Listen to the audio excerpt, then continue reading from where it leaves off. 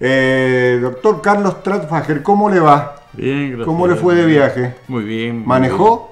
Manejamos poco, pero manejamos, sí. Le contábamos a la audiencia que fue a visitar a su hijo, se graduó el nene en Estados Unidos. Exacto. ¿Cómo se maneja en Estados Unidos? Bueno, en Estados Unidos no manejé, porque es mucho más trabado en vehículos y en movilidad. Pensé que había manejado. Entonces allí nos manejamos con la locomoción colectiva, que además es bastante económica y entonces... Pero sí, por ahí manejamos también y vimos algunas cosas. Mandamos algunas fotos a Facebook incluso, de que en todos lados se cuecen habas, porque también vimos algunas picardías. Viales. Claro.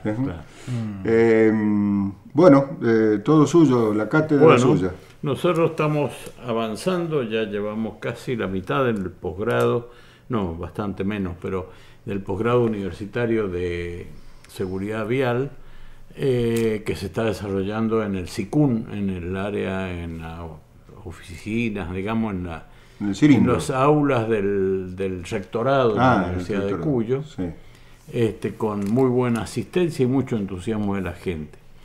Hoy queríamos hacer algunos comentarios sobre el tema de la seguridad vial y el adulto mayor, porque es un tema...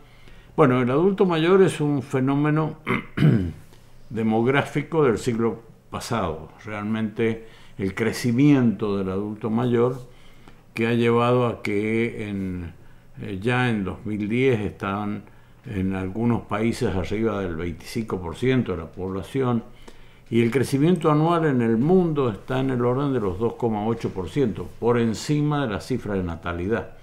Por lo cual esta marea humana, conformada por los mayores de edad imprecisa, porque no es todavía... Claro, te iba a preguntar desde cuándo se considera adulto mayor. Y se los considera tercera edad desde los 60 años. Así que yo ya estoy ya. Pero es impreciso el límite. Y luego hay una cuarta edad a partir de los 80 años, también impreciso. Realmente no es factible medirlo con precisión, como tampoco se puede medir la adolescencia con precisión, ¿no? Claro, habrá gente de 80 años que está bastante mejor que otra gente de 60, por ejemplo. Exacto, en cuanto a... Y viceversa. A componentes de salud y todo eso, ¿no? De todos modos, la sobrevida en el mundo, salvo algunos países africanos, obviamente, ha aumentado y está produciéndose cambios sociales muy importantes a partir de esto. Y bueno, uno de los cambios importantes es qué va a pasar con la seguridad vial, con la gente que transita en la vía pública de cualquier manera. Esto ha sido un efecto de este crecimiento. Hay una mortalidad mucho más acentuada en los adultos mayores como peatones. El peatón adulto mayor ha incrementado sus tasas de mortalidad, y esto hace que se requieran algunas políticas, como por ejemplo de educación, de que no cruce por cualquier lado de la calle, de que cruce por las bandas peatonales, cosa que cuando este adulto mayor era joven no existían o no eran necesarias por la baja densidad vehicular. Es decir, perdón, Carlos, ¿quiere decir que hay más víctimas de adultos mayores como peatones que como conductores de vehículos? Sí. La primera, digamos, entre los peatones, el que aporta la mayor mortalidad es el adulto mayor, está en el orden de los 45%. Y esto puede tener que ver... los niños. Claro. Puede tener que ver, con una disminución de los sentidos, la atención. Sí, está bien. Esto también tiene que ver, y acá se asimila al conductor, en una disminución de la visión, de la audición, y especialmente de la capacidad de reacción, que es un fenómeno perceptivo, pero además también físico, digamos, neurológico, digamos, y osteoarticular.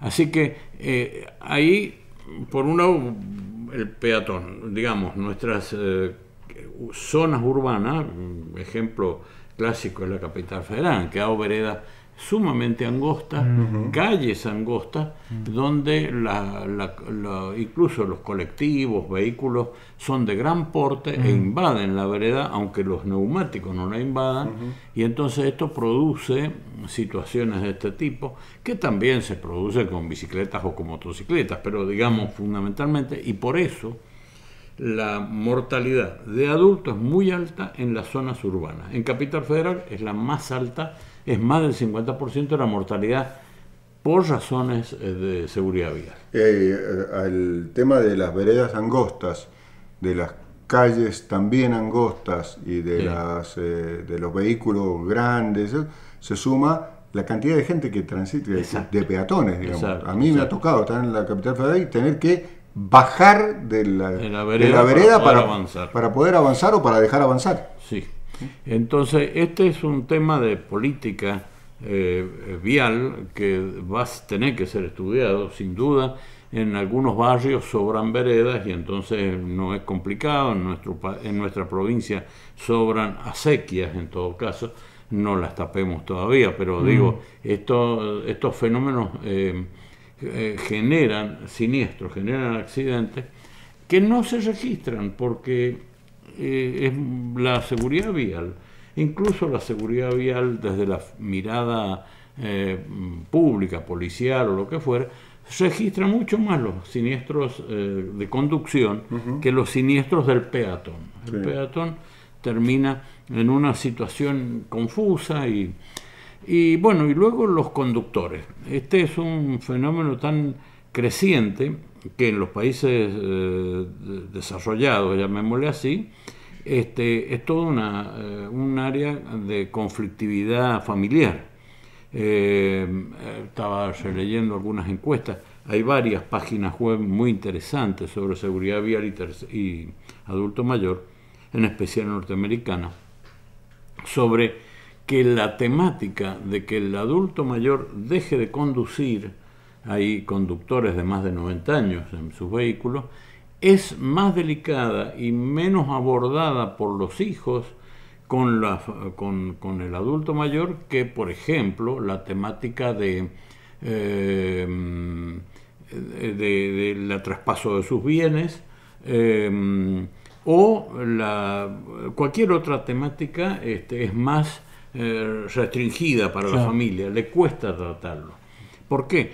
Porque el adulto mayor nuestro, la persona que transita en esta franja, se cultivó, se desarrolló en la era del automotor.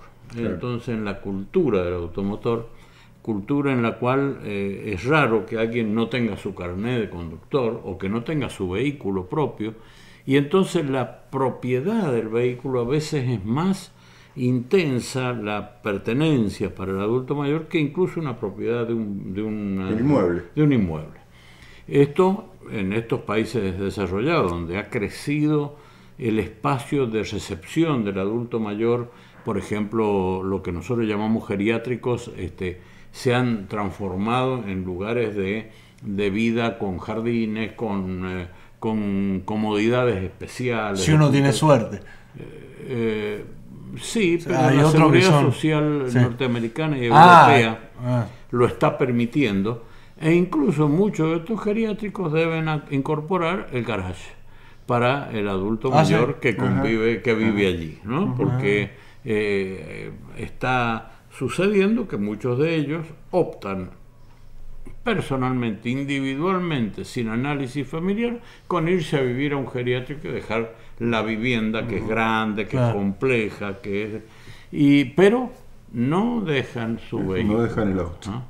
Ahora, acá lo que charlábamos recién, lo que comentábamos recién, a partir de los 55, 60 años se inicia un deterioro de la visión.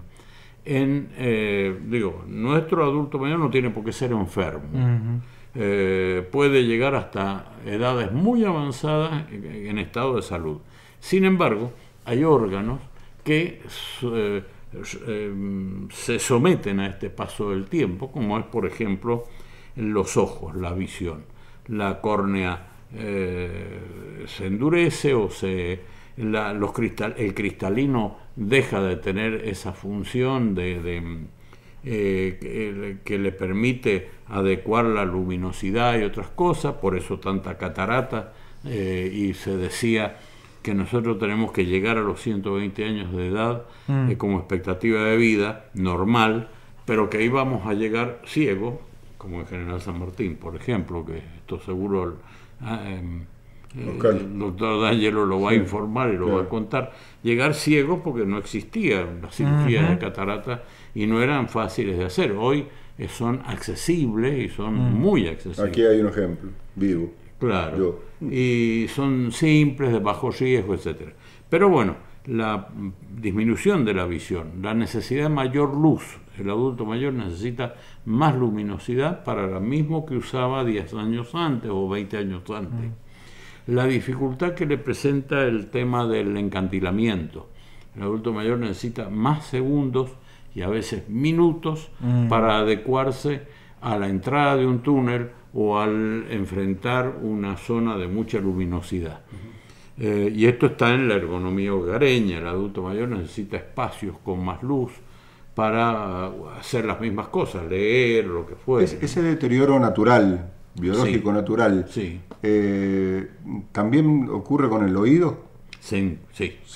Así en el mismo nivel. Y en el orden, después de la visión, bueno, la visión es en el mamífero vertebrado humano, es el sentido dominante, el sentido que le cambió la historia, que lo puso de pie y que por lo tanto la pérdida de visión implica la pérdida total de su capacidad laboral, por ejemplo. Se puede trabajar siendo sordo, pero no se puede trabajar siendo ciego en las mismas cosas, digamos. Sí, claro. Después del tema de la visión viene el tema de la audición. La audición tiene, igual que la presbicia del ojo, tiene la presbiacusia. Y la presbiacusia afecta entre el 60 y el 80% de la población. Y esto genera dificultad para distinguir sonidos, no solo para oírlos, sino para distinguirlos o para desagregarlos. Entonces, esto es todo un problema cuando se conduce o cuando se conversa en grupo, porque se produce un tema que se llama reclutamiento. Se agrupan los ruidos y cuesta discriminarlo. Y esto tiene mucho que ver. Esto en la etapa perceptiva, que es de donde entra el estímulo y uno toma conciencia de que está en una ruta, en un camino. La otra etapa es la etapa osteomuscular y neurológica. La capacidad de respuesta del adulto mayor es más lenta. No quiere decir que sea patológica. El adulto mayor puede seguir respondiendo perfectamente, su reflectividad puede estar presente, pero requiere más tiempo.